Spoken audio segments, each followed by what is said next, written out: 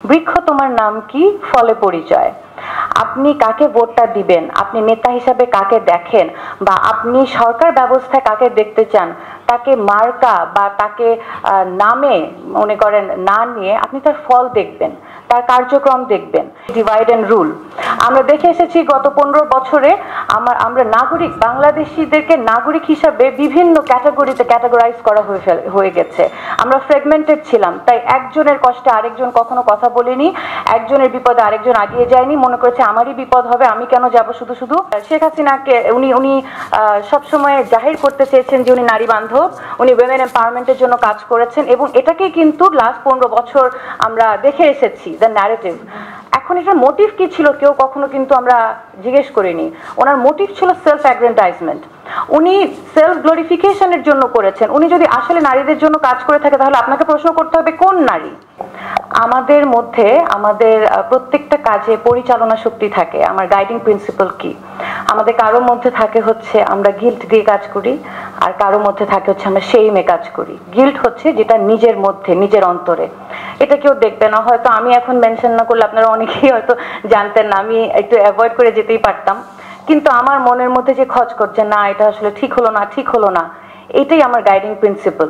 আবার কারো কারো আছে হচ্ছে যে সেইম, হ্যাঁ আমি ততক্ষণ পর্যন্ত খারাপ কাজ করতে পারি যতক্ষণ পর্যন্ত অন্য কেউ না দেখে। হ্যাঁ, তাহলে আমি ঘুষ খাই, কিন্তু ঘুষ খাই কি কেউ যেন না দেখে, তো টেবিলের নিচ দিয়ে ঘুষ খাই। তো আমরা আজকে কথা বলবো শাসক নয় সেবক চাই।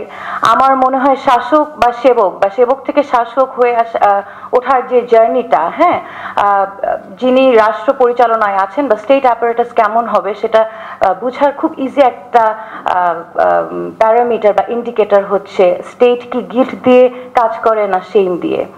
কারণ গিল্ট দিয়ে যদি কাজ করে, যিনি প্রশাসনে আছেন বা শাসনের জায়গায় আছেন, তখন ওনার মধ্যে থেকে মনে হবে যে আমি এখানে ইনজাস্টিস করছি, আমি বৈষম্য করছি, আমি এরকম করতে পারি না, এটা মানবাধিকার বিরোধী, আমি এভাবে গুম করতে পারি না, খুন করতে পারি না, আমি যত যাই করে ফেলি উন্নয়ন, তার পরিপ্রেক্ষিতে আমি একটা মানুষকে যে মেরে ফেললাম সেটা ফিরিয়ে দিতে পারবো না।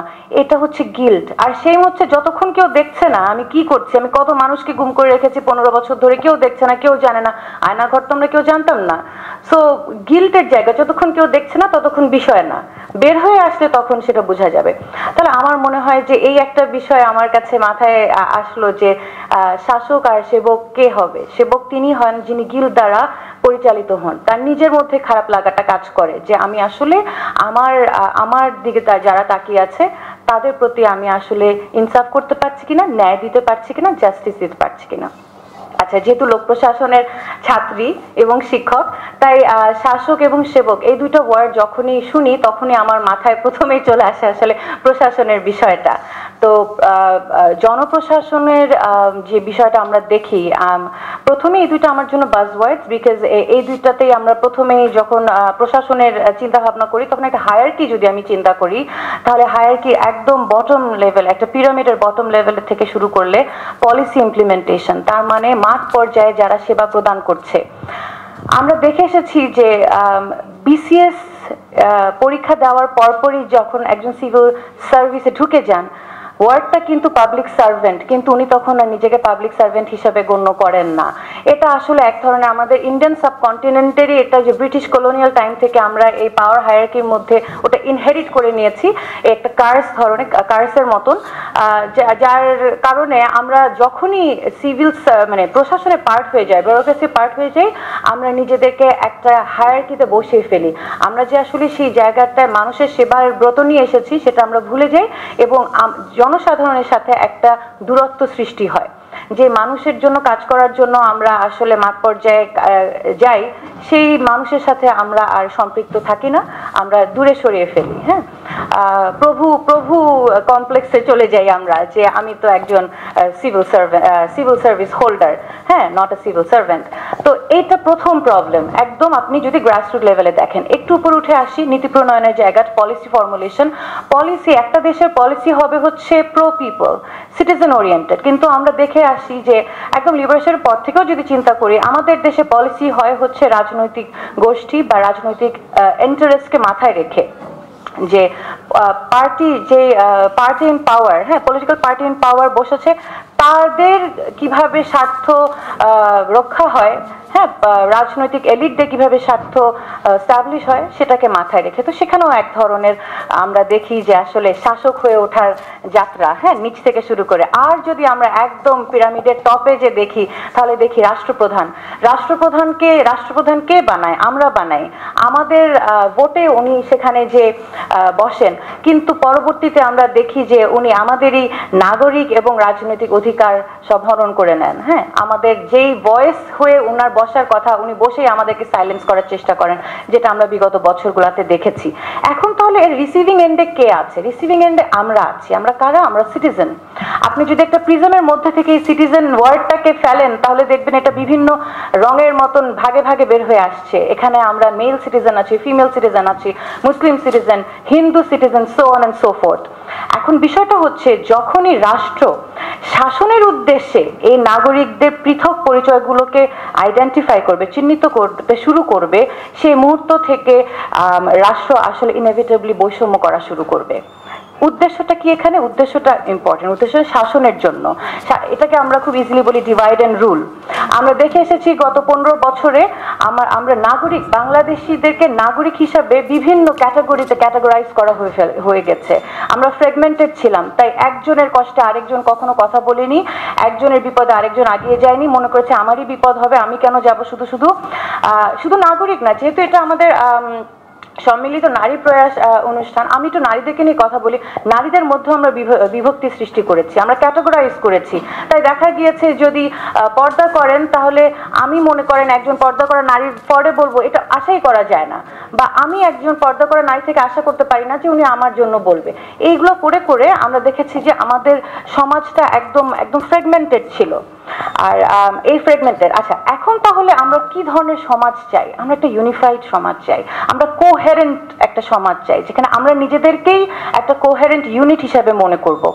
আমরা যাই করব কালেকটিভ, আমাদের মাথায় থাকতে হবে আমরা কালেকটিভলি, কোহেসিভলি একটা ন্যাশনাল ইন্টারেস্টের দিকে আগাবো।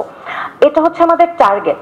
আর এটা করার জন্য এখন কি করণীয় হতে পারে? আমার কাছে ছোট ছোট কিছু আমার ধারণা এসব করা, মানে আমাদেরকে নেক্সট সামনে আমরা বাংলাদেশে কি ধরনের শাসন ব্যবস্থা চাই বা কি ধরনের প্রশাসন চাই।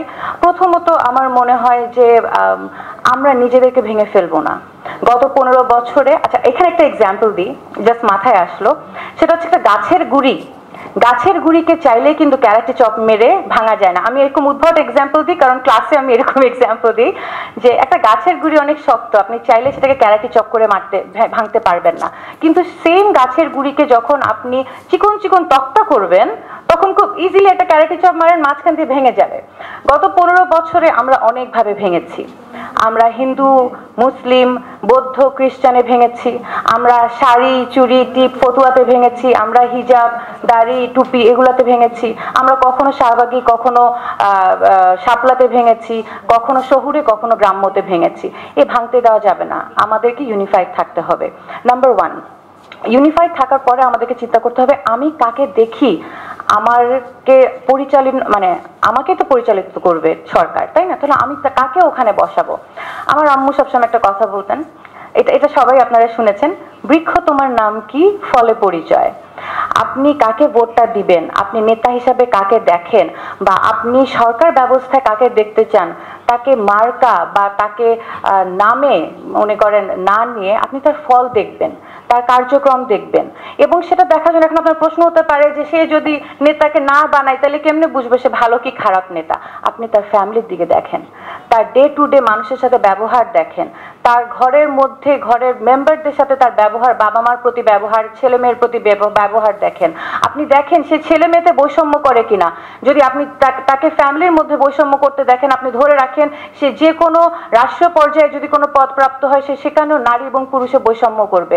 আপনি যদি দেখেন যে সে তার এক্সটেন্ডেড ফ্যামিলিতে ধনী গরিব আত্মীয়র মধ্যে বিভক্তি করে বা বৈষম্য করে, বা ধনীদের সাথে খুব ভালো ব্যবহার, গরিব আত্মীয়র সাথে সে মিসবিহেভিয়ার করছে, আপনি বুঝবেন যে তিনি যখন রাষ্ট্র পরিচালনায় বসবেন উনি সেখানে বিভিন্ন সোশ্যাল ক্লাসে বৈষম্য করবেন। তাহলে আমার মনে হয় যে এটা একটা বিষয়।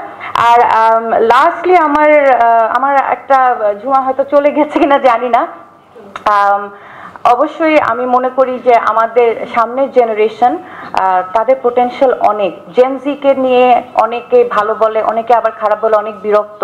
হ্যাঁ, আগে তো ভালো ছিলাম, একটা ন্যারেটিভও আমরা দেখি আগে। আচ্ছা, যেহেতু নারীদের কথা বলছি হঠাৎ করে মনে পড়ে গেল, নারীদের ক্ষেত্রে শেখ হাসিনাকে উনি সবসময় জাহির করতে চেয়েছেন যে উনি নারী বান্ধব, উনি উইমেন এম্পাওয়ারমেন্টের জন্য কাজ করেছেন, এবং এটাকেই কিন্তু লাস্ট 15 বছর আমরা দেখে এসেছি দ্য ন্যারেটিভ। এখন এটার মোটিভ কি ছিল কেউ কখনো কিন্তু আমরা জিজ্ঞেস করিনি। ওনার মোটিভ ছিল সেলফ অ্যাগ্রেন্ডাইজমেন্ট। উনি সেলফ গ্লোরিফিকেশনের জন্য করেছেন। উনি যদি আসলে নারীদের জন্য কাজ করে থাকে তাহলে আপনাকে প্রশ্ন করতে হবে কোন নারী। হ্যাঁ, সকল নারী কি?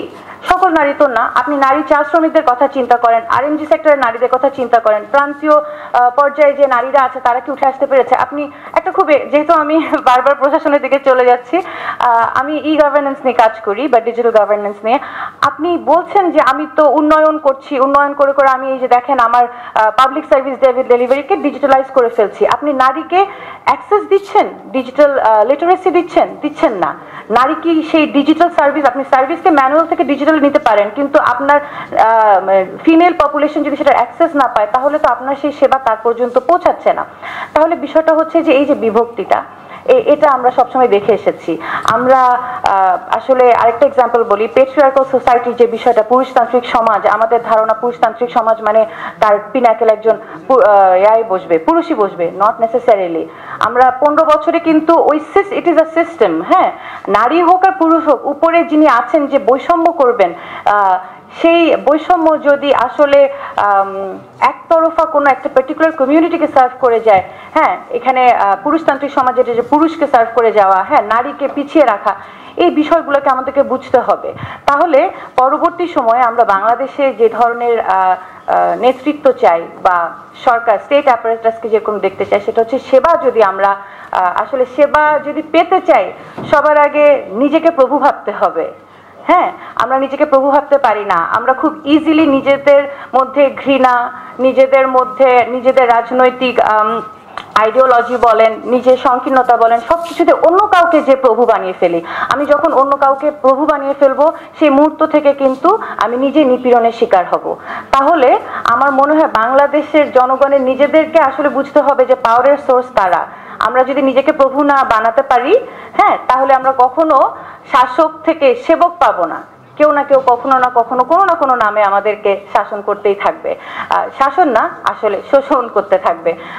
এই বলে আমি শেষ করতে চাচ্ছি। অসংখ্য ধন্যবাদ। হয়তো গুছিয়ে বলতে পারিনি, তবে বলতে বলতে হয়তো শিখে যাব। অসংখ্য ধন্যবাদ সবাইকে।